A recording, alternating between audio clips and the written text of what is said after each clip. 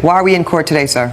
My son, Michael, broke a promise, and I'm trying to recover the funds that it cost me by his doing so. I have been living in Memphis for about the last 25 years. That's where I met my wife. That's where I started a small business with her brother.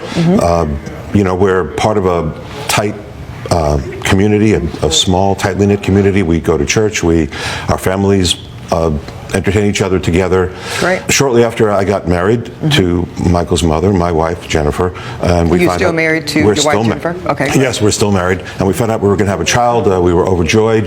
And when I had a son, it was doubly joyful because then I knew that the family name would carry on. And he's a boy who's always made me proud. He's always been smart and well-behaved and a great boy. So all this sounds really, really lovely, Mr. Talbot. So why are you suing your lovely, well-behaved, high-achieving son for $6,000? It all started last May.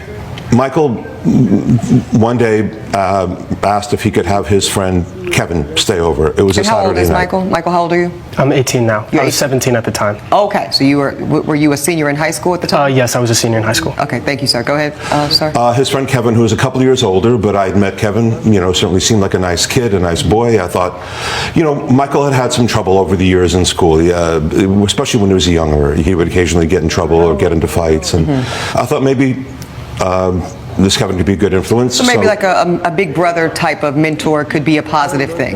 Yes. That was the thinking. I was certainly hoping that, yes, okay. Exactly. So I put out the air mattress in Michael's room so that Kevin could stay on the floor. I heard noises, late into the night, figuring, they're boys, they're roughhousing or they're reading comics or whatever they're doing, and I knew they stayed up late, but it was a Saturday night, so what difference does it make? I went in there Sunday morning to tell them that breakfast was ready and, Michael had to start getting ready for church, and I found them kissing. They were not kissing, fooling around, roughhousing. They were kissing the way a man and a woman kiss. Well, let's rephrase that in this courtroom. They were kissing romantically. Yes, they were definitely kissing romantically. I was shocked. I didn't know what to say or how to respond. So I just pulled it together enough to ask Kevin to leave and to tell Michael that we had to get ready for church, and that's what we did. Did you address the situation at all? I did not. I did not know what to say. I didn't want to say the wrong thing. I didn't want to blow up. I didn't want to say something I was going to regret, so I didn't say anything. Did you tell your wife? No. So it was very uncomfortable at church because I couldn't really look at Michael and I couldn't speak to him and I didn't want to say anything to Jennifer, so I just sat there, and I'm afraid I kind of sat there all day. But by the next morning I figured out what I wanted to say, and I texted him. I have copies of... Proffer that evidence to my bailiff here, sir, so I can take a look and see exactly what you said to young Michael at that time. Michael, I am so disappointed in your behavior. You cannot kiss another man, especially in my house. If you want to live a homosexual lifestyle, you'll need to move out. This behavior is unacceptable within our family and friend circle in Memphis. I see Michael responds. He says, Dad, I'm so sorry. I never meant to hurt you. I don't want to move out. I want to be with you, and Mom, I'll do whatever you need me to do. You respond to your only child, your son, and you say, okay, son, let's fix it so it doesn't happen again. Yes, and I do want to be clear about something. I love Michael, and when I threatened him with expulsion from the house, it was just that. It was a threat. It was a bluff. It was. I was trying to shock him. I did want to get a strong reaction because I wanted him to know. So what was his reaction? He really took the initiative. He spent the next few days looking into what he could do, and he found a conversion therapy program.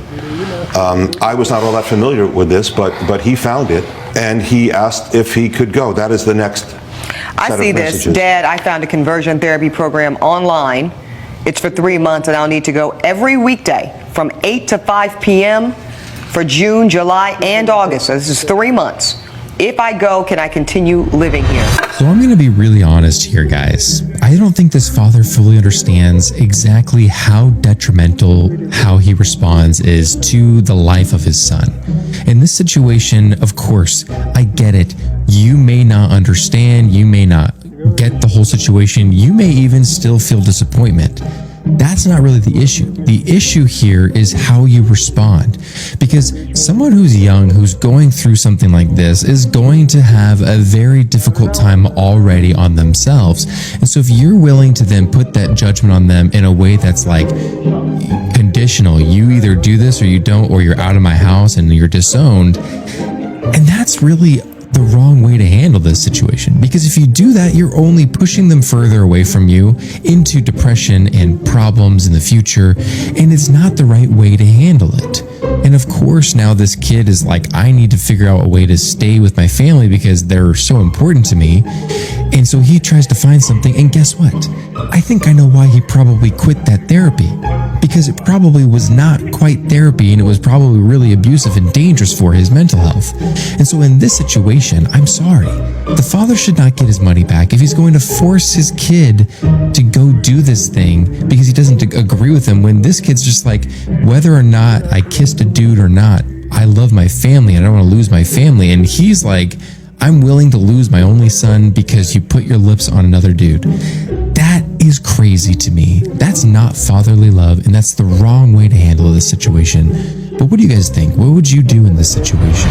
Essentially, you know your son's begging you for any way to stay with his family. Absolutely.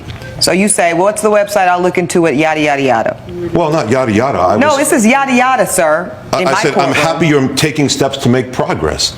Yeah, under duress, under the not at all veiled threat of being kicked out of your own home, you think that's initiative? If I may, Your Honor, most of our communication after him seeing us kiss was very much centered around this, and I felt very stressed out during this time period. And I mean, I was threatening to be kicked out of the house. And did you take that seriously, sir? Did you really think your father and your mother would throw you out into the streets? We come from a pretty conservative family background. We go to church every week. Our community in Memphis is very church-centered. It's very conservative, so I did take it very seriously that I could end up on the streets if I did not fix my situation. I think, but if you look at how my... Mr. Talbot, I'm actually speaking with your son. Go ahead, sir.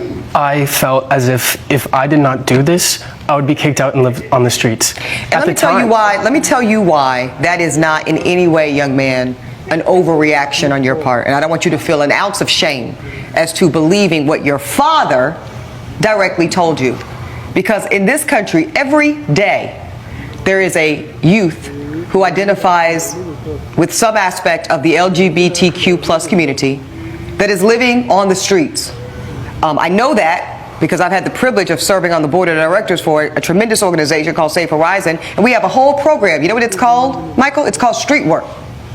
Because we provide services and resources to young men and women and non-binary individuals just like you, who are members of a community that our society at large has deemed to be marginalized, and they end up on the streets.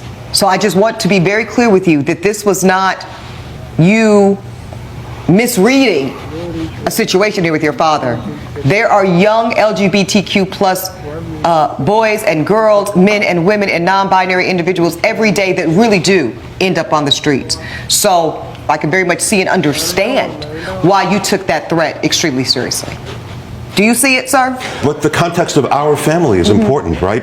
This idea that he'd be on the street. What context of family if you're going to kick your son out? But it's just, it's not realistic. Okay, gentlemen, let's before I go further with this part of it, I do want to get to the $6,000. What is $6,000 even for, Mr. Talbot? Okay, like I said, Michael found this place. I see this, and he I asked see to the go. website. So I looked into it. I spoke to the director of the program, a guy named Matthew, a gentleman named Matthew, and it had some good reviews online. They had a 3-month program where he could go. So and that's when. So I wrote back and I said I looked into conversion therapy. I like the director's philosophy and how no one about how no one is born. No, don't rush through that part. Read that part slowly aloud, sir. I like the what? I like the director's philosophy about how no one is born homosexual.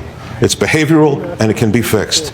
Are you sure you want to do what it takes? The program is $6,000. And then what did your son tell you? I'm scared to go, but I don't want to lose you and Mom. I will go. Say it again, sir.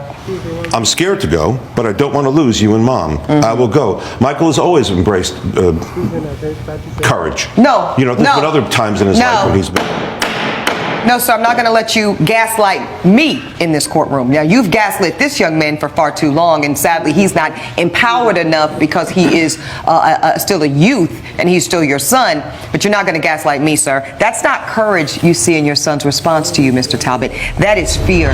His dad just doesn't get it. I mean, the thing that's so crazy to me is, of course, I get it. If you don't want to have this be your son's life, that's fair. If that's what you want to feel, you can feel that. You can disagree with his choice.